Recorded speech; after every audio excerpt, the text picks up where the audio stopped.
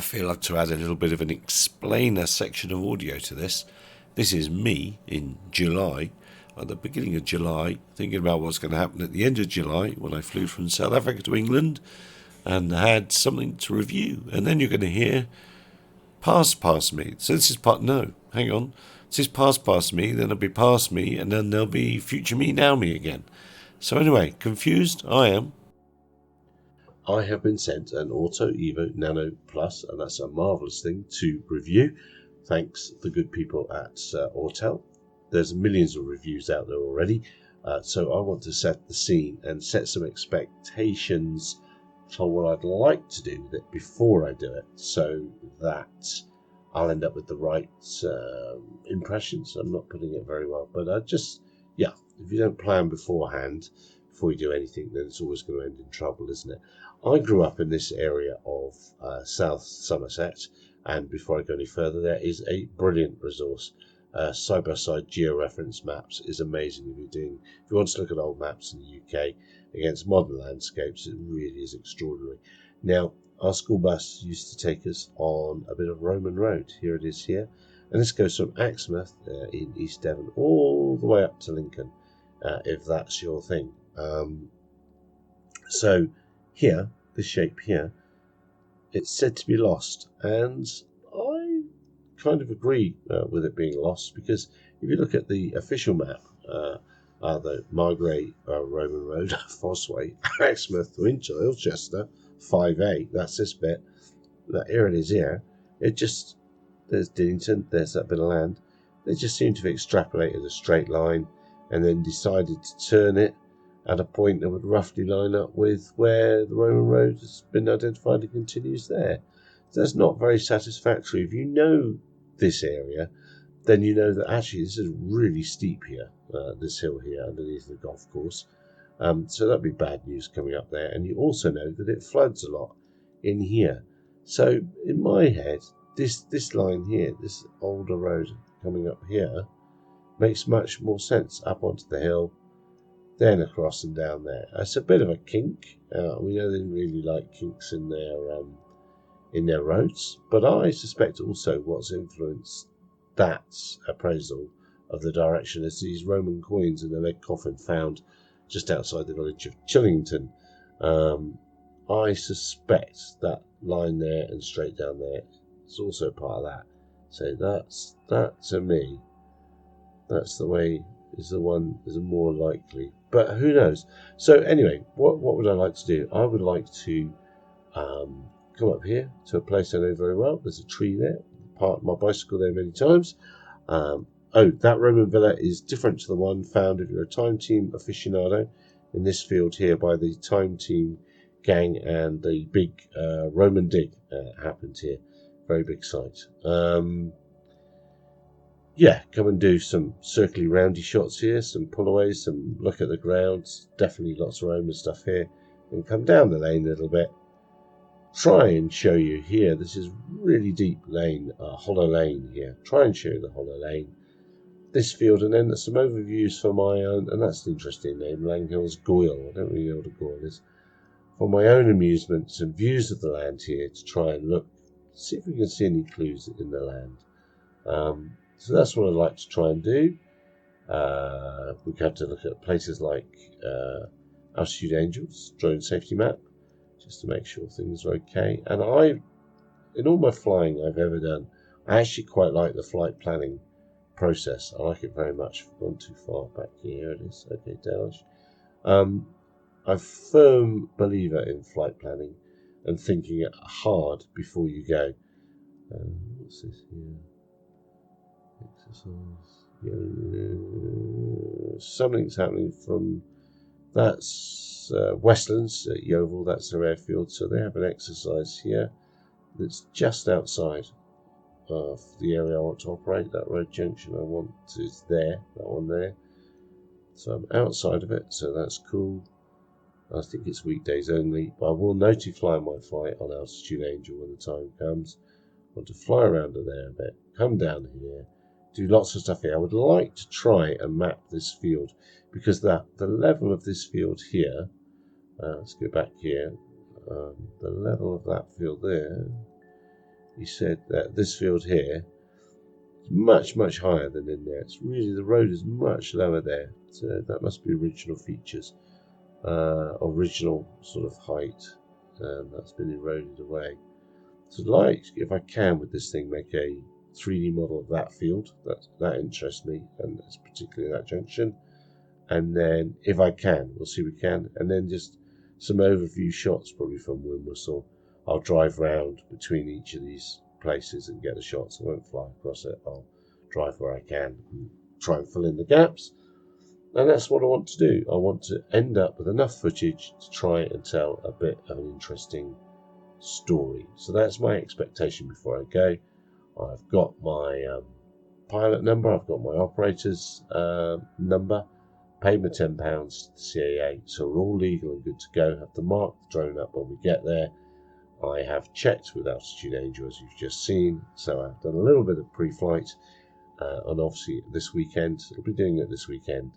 If the weather permits, I will notify my flights when I'm there on the app from my phone, and Robert will be your father's brother. So let's see what happens. It'll be 2 weeks later. It'll be future me telling me how things went. Cheers for now. Here comes future me. Quite a while ago to a video, I can't even remember what it was about. It involved, I was talking about stuff when my son Adam was learning to drive. Now here he is able to drive, and we're in England, and Autel have very kindly sent an Autel EVO Nano Mini. I can't get these complicated names, but it's a premium bundle, and I'm going to test it in my usual style of never read the manual. And again, long-time viewers will know that's how I normally test stuff. We all know the numbers. We know what it can do allegedly. There's plenty of reviews of that. I'm going to see if I can actually try and create a little bit of video for a review type, for a infomercial type, not infomercial, for a history sort of thing in the style of several YouTubers, out of the box without any thinking. Now we're coming up to an interesting bit that has our school bus used to come here, and look, my son's dirty windscreen, but there we are. But the Roman road is pretty well known up to this junction down here, and it should technically go over that way. But look how deep, it's called a Holloway, look how deep people walking up this hill for 2,000 years has made this part. So right from coming to school on a school bus is fascinating me. Unboxing, I don't think, but this is the premium package, and I really like this little case that it comes with, and everything comes in here. 3 batteries, the machine and the controller. Yeah, there are a million, so there it is. There are a million reviews of this thing, of all the bits. So I'm not going to go into details other than to say I really like it. Oh, look, yeah, look. Look, sports fans. Captain Legal. Cover the number, Captain Legal. So it's all good. Let's see. I haven't read the manual, so I don't know how to change the settings or anything. I'm not going to record doing all that, but I'm about to learn right now, and then we'll see what we can see of this little bit of Roman road, and then move down the road, do it again and again and again. I have put the flight onto Altitude Angel, so other users will know. I've got my card. We're all legal, we're all tickety-boo. Some pretty cool footage for first time, no editing. Look out for Adam coming out from underneath this little tree. This is us going down the Fosseway towards the village of Dinnington, and behind it, those denser trees, that's the Holloway. Going to test the zoom now. There's the Holloway. That's the zoom and the Holloway. It's a bit weird on this thing, makes everything look like painting, but there we go. Bright green field above the lakes here, that's where Time Team had its big Roman dig. And here we are, move the car and see the car go around that 90-degree bend. That's where the Roman road's supposed to go, but I believe it actually starts or goes down the little lane that's going to hove into view shortly, and we should get into the little car and go. I just wanted to get in a little bit of video of a justification of why I think this is the route from this part before I go to the bit where I think it's not the route. I think this is the route because there's a lot less up and down to it. It's flipping straight and it's obvious on the map. So I don't, perhaps a grown up will explain to me why they didn't colour this in as the Roman road. It's a little bit of a deviation, but it's not so much that to make too much of a difference, and it'll stop a big climb. Anyway, more later. Next, last flight. So far, I'm actually super impressed, super duper impressed. It's quite windy here. We've come a bit higher. It's thermic. There's a lot of yawing, a bit of yawing due to the wind, but that's okay. That's this 250 gram drone. Something's going to happen to it. So, and we've seen two gliders go by, haven't we? Yeah. So that gives you a clue that it's thermic. There were two gliders at high level. Right, more in a minute. Leap out the car. Now you see the hedge line where we stopped, actually, is where you can obviously see the road stops. See that thick hedge line's going up, becomes a thin hedge line and goes through a farmyard and then continues on up again. I reckon that's where it went there. Again, we're on top of the hill, and this hill's called Windwhistle Hill. And we're just, this gateway, I don't know, maybe it's a clue, but this gateway is just about where the official map reckons the Fosseway pops out. And by some standards, it's not a big hill, but others, see, there's the footpath. So, yeah, this is, I reckon this is too steep just here, but maybe I'm wrong. And we're looking, you can't actually see it here because the drop, but it should be about there. No, there it is. There's the field. I see it. It's there. Should be about there. That would be a straight line for the Roman road. But even the official route doesn't show us it's straight. It shows it's coming up here to Chillington and then up here. So let's have a fly and see. So out over the ridge that I don't think you'd want to climb up. This is roughly the way 5A comes up according to Gary, and you can see the roads that are there, the older roads, come up to the ridges, up the higher bits of ground between each of the streams, 4 or 5 streams that run down to join the River Isle. In the distance there's Chillington and the fields that they found the Roman coffin. So yeah, I don't think it's that way. In the very distance at Green Square, if you're clever, you'll see it. And this is it going the other way. The far distance on the horizon, there's Seaton, there's the seaside. Let's sum this one up then. If I went out and bought this drone with very little to no knowledge, could I get some shots for a YouTube video? And the answer is definitely, absolutely yes. Remember, I did not look at the manual.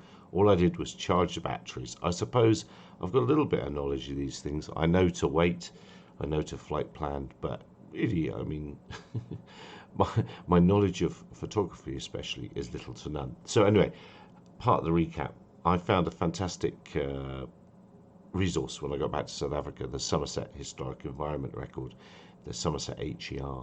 And it shows, look, here's the Fosseway coming down towards Dinnington very nicely. And then if I zoom in, if this resolves itself, that's the time TNT that there we go, stoically was refusing to resolve itself by those lakes. So next, if you watch the video back, you'll see it by the lakes. You'll see exactly where it was.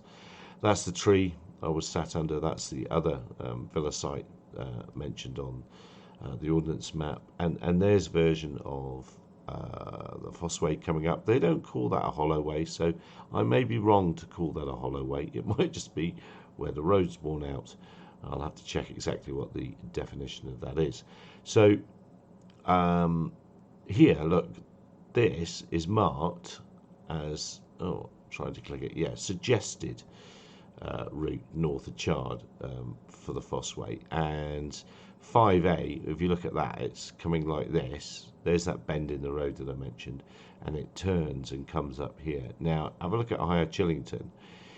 These signs, I'm sure, I don't know if that's international or not, but the chevrons that have disappeared and hopefully now will reappear. Do I have to zoom? I have to zoom out one click to the OS map. That means it's steep there. It is really steep. It's so steep that our school bus used to come up from here, up from Dowlish Wake. And we used to come up there, and if we couldn't get up that crossing to pick up Matthew Fisher, who lived just over here on Fisher's Lane, of all things, yeah, if we couldn't get up there, it meant it was dreadful. So we'd turn around, go home, and have a day off school. Callooh, Calais, hurrah, hooray! So yeah, that hillside is steep there. I don't think it would go. There's a bit of a climb here as well. So that's one of their suggested routes. And then if you look at this wasn't, I hadn't seen this anywhere else, but they also suggest that it might be here, up through Higher Chillington. And if you remember in the video, I say there's a hedge line that comes along. It's not actually that one, it's this one. And I think that's well, I don't know, but you see that there's that gap in the land there, and the gap in the forestry. Well, that hedge line lines up with that, and it goes smack up to Higher Chillington there. So that would be my guess. I don't know if anyone's ever excavated or done anything about that down there. So for the purposes of that, oh, and let's just go down here. There's Axminster and Axmouth. That's where it goes. That's where the Fosseway ends up. And it was a huge port all the way back to here, back in Roman times. But really my knowledge of history is next to none. I'm like 99% of blokes when they say, oh yes, I enjoy history, and what they really mean is you like the idea of Romans and you've seen something on the Second World War. So that's about where I'm at as well, really. So this little drone has really shone, really shone. There's that corner field, or that as I call it, that funny delineation or boundary. Really amazing, really has. And part of the reason I haven't rushed to make this video or do anything is because I've been doing other things with it.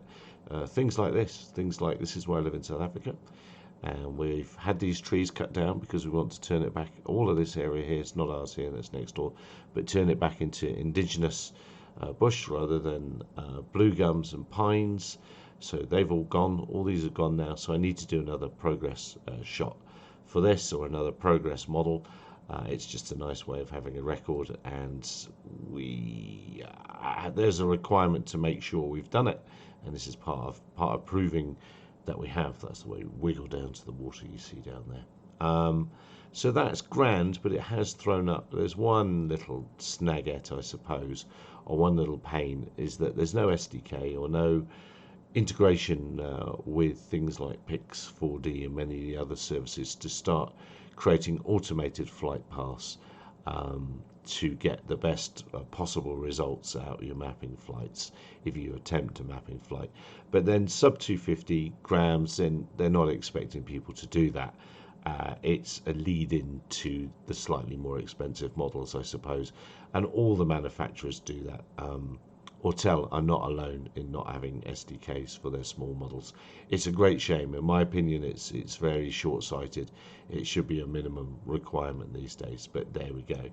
An advantage that Autel has, of course, is there are no flight restriction zones, which means it's up to you to do something like that. Look at Altitude Angel. There's an app for this, and this is the area I was flying. And interesting, I see flying of large model aircraft. I wonder, that's up at Merrifield, if that's going to be all the way up to 2,200 feet. I wonder if that will be 700X Squadron, because that's a Royal Naval place, and they do all sorts of stuff there. It's part of that's Yeovilton over there, and they make the helicopters there at Yeovil, so it's quite a helicoptery area where I grew up. Yeah, so I wonder if that 700X going to be operating there. It's a pity. I might send my brother up. I'll send my brother up to go and look, because you can go up Isle Albert's up here, and there's a lane goes right to the end of one of the runways. But anyway, I digress. What I'm trying to say is it's up to you, the user, to check in with the airspace surrounding where you're thinking about flying. Let's go to America. But there are, Altitude Angel has an app that will find all of that for you, and it's up to you to stay out the way. Your flights will not be restricted by airspace, but you might well get into trouble if you go into any that you shouldn't be. So here in America, these little rectangles are the Lance. They call it Lance. It's spelled Lank system in America. So all in all, I'm super impressed, very impressed with this tiny little drone, and I can't believe how much I've used the thing, and that's largely just down to the size. It folds up, goes into that little bag. 3 batteries, allows me a good hour's flying with a good safety margin, so I'm using it all the time. I need to make a how-to video for doing this with it. It's really quite easy. It's how you always used to hand fly them. We never had all these fancy ground control stations. So it's not impossible. It just would be really nice if they could make it automated. That's it for now. Join us 21 GMT every Tuesday for our chat of nonsense. Look after yourselves wherever you are in the world. Bye bye for now.